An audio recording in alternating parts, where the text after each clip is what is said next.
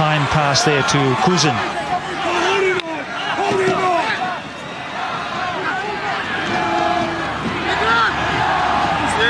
This is the fullback, Kliuchnikov. Again, 30 metres out from the Italian goal line. Korshunov with his hand on the ball here. The Russian captain. Hold back feet. Rachkov offloading to Garbazov again. Very prominent in the early stages. Rachkov now. Artemyev. And look at the little winger getting involved. Tony Alatti, number 14. Very good counter-rucking for Italy. Taken away now by Gori. Finding space over halfway. Artemyev. And arriving is Geldenhuis for Italy, the big number 4. Shakirov works it nicely, but it was read by Derbyshire, and just as well, because they had a big passage down this touchline.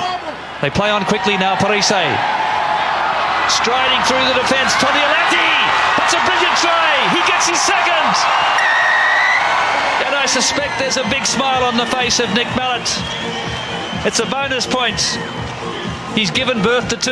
Yeah, he certainly has. Tony Alatti, very nice try from the Italians. The reason that the Russians tried to attack off the breakdown and had to attack was the Italians had left about 4 or 5 or 6 players back in the backfield, and that's why when this happened, look at all these players coming into action now. There's plenty of them outside Parise. We just can't see them in that shot.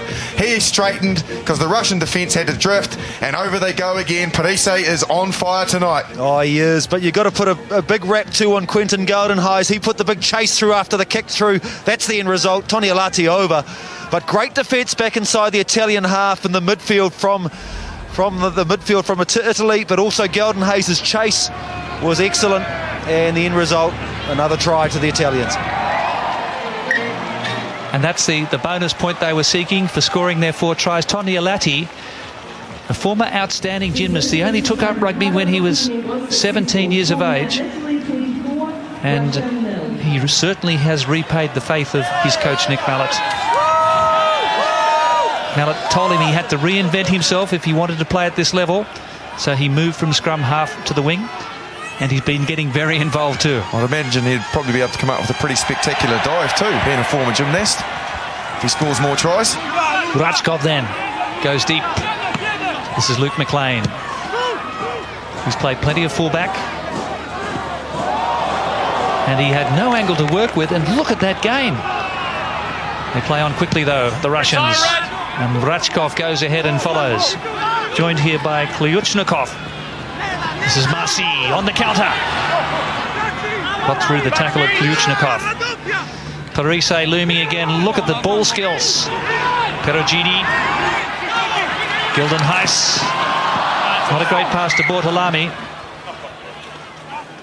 But they're just toying with the Russians at the moment. Yes, they are. The Russians have got to be better with their kick chase. They can't give them that much space and time. The Italians actually were quite poor there. They created the overlap very well, but then they all just shoveled it. From here, they do a lovely little move. This is Massey, the big man, charging up the middle. The quick ball from here was very good, but look at the shoveling. Shovel, shovel, shovel. And in the finish, it was dropped. Needed someone to straighten or change an angle.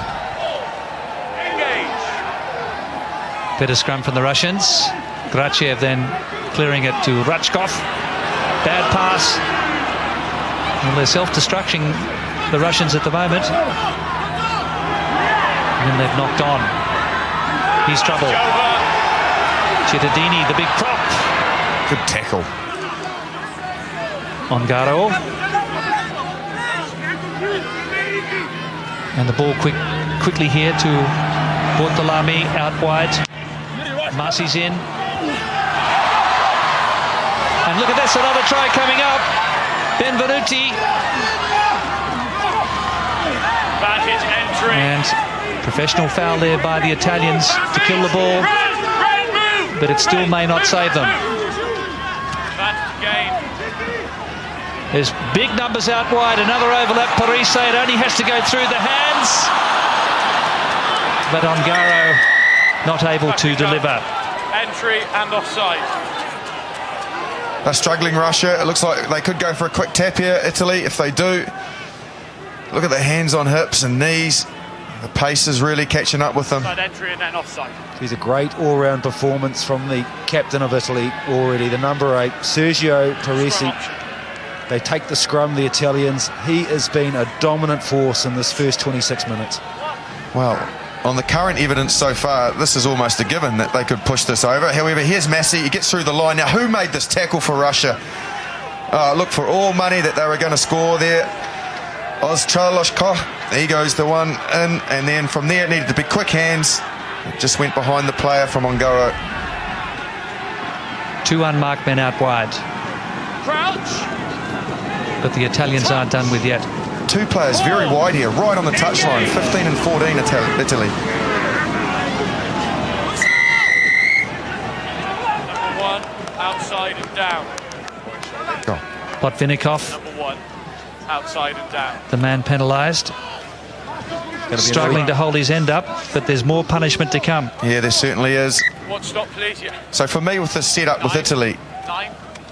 as I think we've got a bit of blood, there's a replacement, is there, Matthew? Absolutely. Number 20, you've got Yashkorin. He's coming on there. Alexander at number 20, and he's just looks like it could be a blood bin or a replacement there. We'll check that anyway. Yeah, of course. Yeah. And Sharkarov, he said it's the 50th game to the Russian number 9.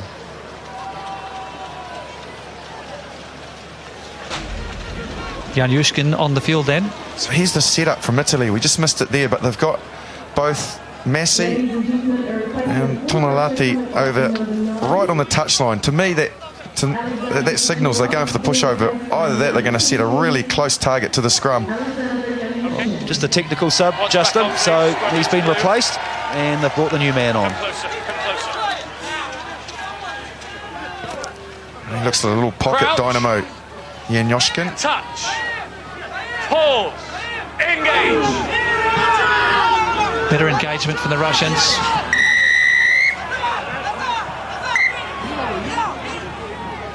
Well, it becomes a safety issue, doesn't it? With that massive 8-man shove. Well, Salvatore Peregrini, he's the loose head prop. He's been out of action since March this year in the Six Nations. So the loose head prop's just come back for Italy number 1. And I think he's enjoying his arrival back in the national team. Bit harsh on Botvinnikov, if you ask me. the whole scrums are going backwards. He's getting picked on. What do you do? Crouch. Give me some help, he says. Exactly. Touch. Pause. Engage. Pushovers on. Down they go. Penalty try. The Russian scrum caving in. He had no choice. Both sides of the scrum. There he said both sides of the scrum, if you pick that up in your audio, Wayne Barnes. But pretty much the writing has been on the wall up until this point, and Sergio Parisi, the captain of Italy, would have stayed and made his camp there if he had to, because they were always going to get this result. Look at the power, and they've just gone straight over top of that entire Russian front row. This will show it perfectly. No need to talk it. Let the pictures show you. Well, it started, didn't it, from the first scrum of the night, and the Italians imposed their presence on this game, and they've just carried it right through this half, haven't they? Castro Giovanni there on the left. Also one of the strongest scrummages in European rugby. So they won't be looking forward to meeting him if he does come on. Rachkov then. He's gone again. Let it go. Tonialati. Well, that's his first mistake. Yeah, well, both. The kick, and then I think he needed to let that ball go. If he let that go, it was going dead again. You can see where he caught it there, and it was to him on the full. So here's an opportunity. Got to get the ball from the set piece here. They've got some tall timber, haven't they? Adam Burns, obviously, the Australian. Voitov. See if they can get some ball and get it out to the midfield. Parisi pinched it. There's no stopping the Italian captain. Back feet. who's been at the helm since 2008 with the national team. Strong work there by Gelden Heiss. Ongaro, supported by Bortolami.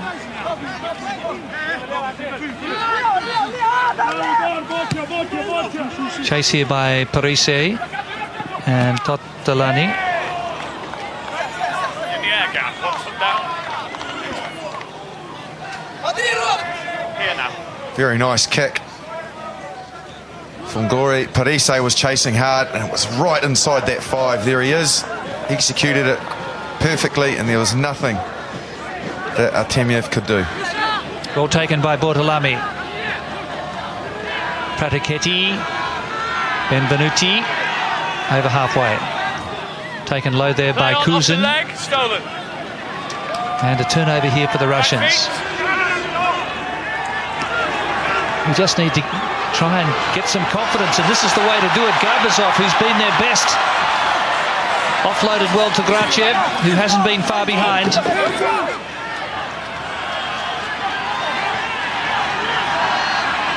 It's the hooker and captain, Korshunov.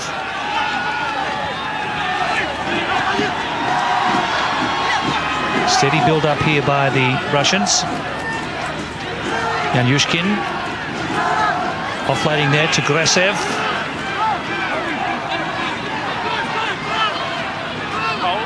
Yanyushkin, the replacement scrum half, to Grasev again. He's a big, powerful runner. Makes great meters there for his side. We're only 15 metres out now. Yanyushkin, the scrum half. He ran into Perugini.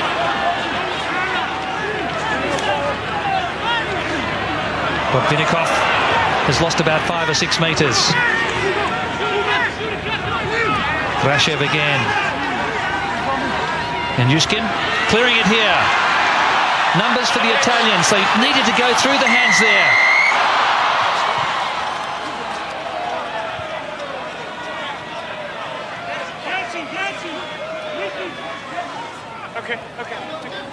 Let's hear what the referee has to say. But Kliuchnikov in no man's land at the moment. 1 second, Captain. Okay, I'm just going to see how he is. Okay, just need to see how he is. 1 second. Well, while he sees how he is, I'm wondering whether or not it was the ball, though. Did the ball hit him on the head? I think it hit him on the head and then he got smashed. So, not a pleasant couple of moments. Nikolai Nurush, who took over as the national coach in 2009 for Russia. Yeah, so donk, hits him on the head and smash! Oh, I didn't see that. Well picked. So he's most probably relaxing a little bit because he's just been hit by the ball and he never saw that shoulder coming, did he, from Ongaro? And he is sore. Oh, that looks like it's got him right in the sternum, and that's not pleasant. Be very, very sore, actually. Tackle was certainly late. I know he's running a dummy line, but he still tackled the man without the ball and led with his shoulder. No use of the arms as well. Yeah. Look, was he committed? I think he was committed. Because of the line that Kliuchnikov was running, he was committed to the tackle. Now, the ball, if he had caught the ball and it hadn't hit him in the head, then it would have been a perfectly legitimate timed tackle. And I think Wayne Barnes said, you hit him with the shoulder. Well, that's how you tackle. As long as you've got intent to wrap the arm, and I think he did. He's harsh. That's harsh, I think, Ongaro. Been replaced by, there he is, 22, Yuri Korosnev. He's come on. He's 45th cap for the Russians. Yuri Kushnerov then on the field. And can Russia score their first try? Artemiev brought down 5 metres out. Yanyushkin saying, we'll go right. Changes his mind. And can he go all the way? Yanyushkin, the scrum half.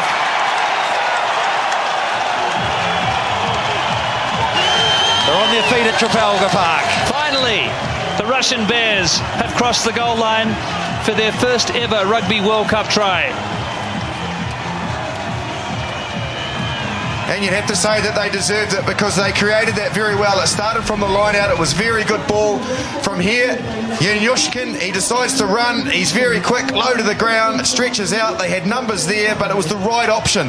The pass would have been compromised because it was Totalati, I think it was.